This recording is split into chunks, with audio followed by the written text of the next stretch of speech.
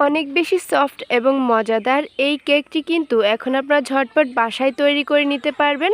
আর আশা করি ভিডিওতে দেখেই বুঝতে পারতেছেন কতটা সফট এই কেকটি। বাচ্চাদের টিফিনের জন্য একেবারেই পারফেক্ট। বাই দ্য ওয়ে, আসসালামু আলাইকুম everyone, welcome to Naba Islam kitchen. কী অবস্থা, সবাই কেমন আছেন?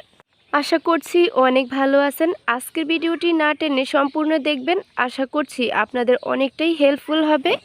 এই কেকটি তৈরি করতে খুব একটা ইনগ্রেডিয়েন্টস লাগে না, অল্প কয়েকটি উপকরণ দিয়ে আপনারা ঝটফট বাসায় তৈরি করে নিতে পারবেন।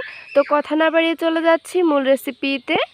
প্রথমে একটা মিক্সিং বাটি নিয়েছি, আর এখানে আমি 1 কাপ পরিমাণ ময়দা নিয়ে নিচ্ছি।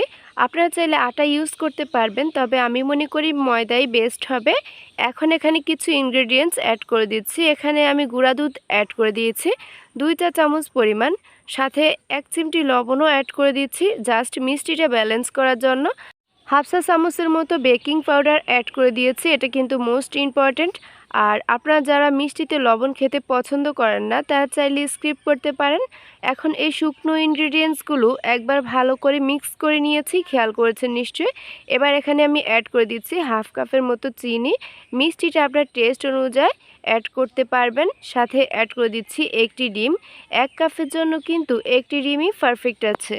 সাথে এখন সামান্য পানি অ্যাড করে দিচ্ছি, আর পানির পরিমাণটা দেখেই বুঝতে পারতেছেন কতটুকু পানি অ্যাড করেছি। এখানে একবারে অনেকটা পানি দিতে যাবেন না, এটা একেবারেই নরম হয়ে যেতে পারে, সেজন্য অল্প অল্প করে পানি দিয়ে কিন্তু ডোটা তৈরি করে নিতে হবে। আর আমি একবার এখানে পানি অ্যাড করিনি, অল্প অল্প করে পানিটা অ্যাড করেছি। আর লাস্ট কনসিস্টেন্সিটা আমি আপনাদেরকে দেখিয়ে দিব। অবশ্যই কিন্তু এই স্টেপটি মোস্ট ইম্পর্ট্যান্ট। আর এখানে কিন্তু আমি নর্মাল রুম টেম্পারেচারে থাকা পানি অ্যাড করেছি, কোনো রকম গরম পানি অ্যাড করা যাবে না।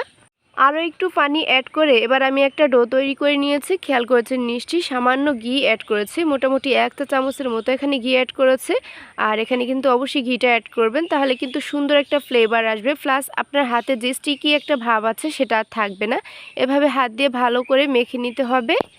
ব্যাটারের কনসিস্টেন্সিটা দেখেই বুঝতে পারতেছেন এটা কতটা পারফেক্ট আছে। এটা কিন্তু একেবারেই হার্ড হবে না, একটু সফট স্টিকি ভাব থাকবে। সামান্য অয়েল ব্রাশ করে নিয়েছি হাতে। আর এবার কিন্তু আমি অল্প একটু করে এখান থেকে ব্যাটার নিয়ে নিয়েছি, আর এটা একটু গোল করে এবার আমি তেলে ছেড়ে দিচ্ছি। আগে থেকে একটা কড়াইতে এখানে আমি মিডিয়াম হিটে তেলটা গরম করে নিয়েছি। আর যখন পিঠাগুলো কিন্তু আমি এখানে ছাড়বো তখন কিন্তু একদম চুলার আঁচটা লো ফ্লেমে রাখতে হবে। কয়েকটা দেওয়ার পর কিন্তু মিডিয়াম টু লো ফ্লেমে রেখে এগুলো ভেজে নিতে হবে। তো দেখতেই পাচ্ছেন দেওয়ার পর কিন্তু এটা অনেকটা ফুলে একদম ডবল হয়ে গিয়েছে।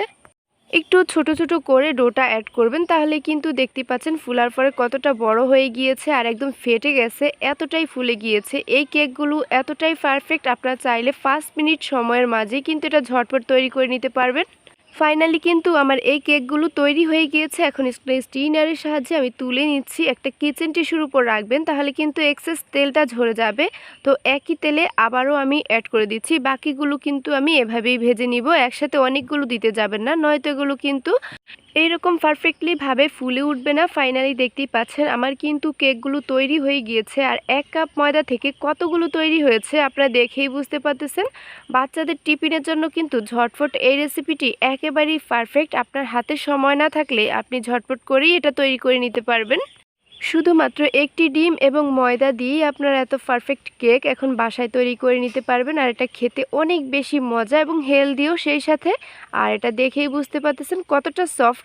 তো আজকের ভিডিওটি কে কোথা থেকে দেখছেন অবশ্যই কিন্তু কমেন্ট করে জানাবেন, তাহলে পরের ভিডিওতে আপনাদেরকে ধন্যবাদ জানাতে পারবো। আজকের মতো এখানে বিদায় নিচ্ছি, কথা হবে নতুন কোনো ভিডিওতে। আল্লাহ হাফেজ, আসসালামু আলাইকুম।